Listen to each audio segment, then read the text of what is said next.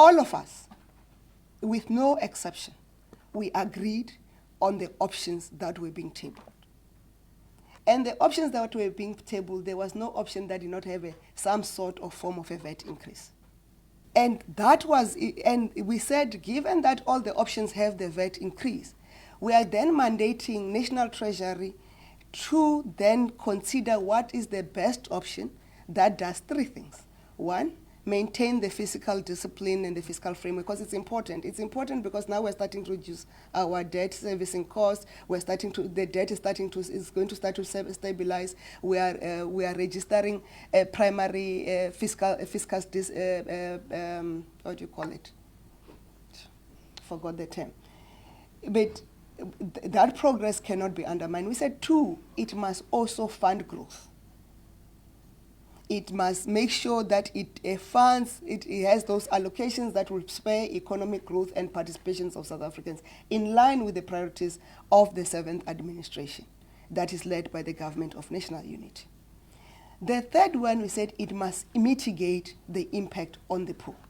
The claim by the DA, the Expropriation Act, has nothing to do with the budget.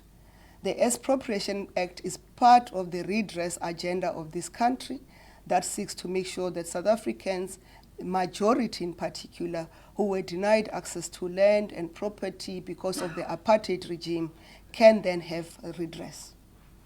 And that Expropriation Act, as we have indicated, and the President has indicated when he addressed the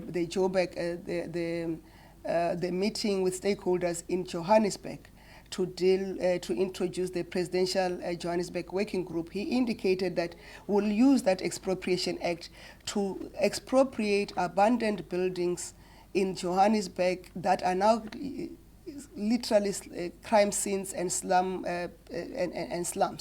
that continue to trap our people in poverty, so that we can then use them through either government and private sector investment into social housing and other amenities that would be useful.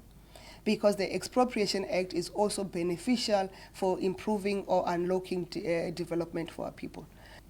So South Africans should not be fooled that when the DA says they're opposing a VAT increase. No, everybody had signed on the VAT increase and say, let's mitigate, let's get the growth things. And those things that we said must be done have been done. But now the DA wants to hold the country in ransom because they want to reverse the gains of the Expropriation Act that reverse the fundamental sin to the struggle of a free South Africa.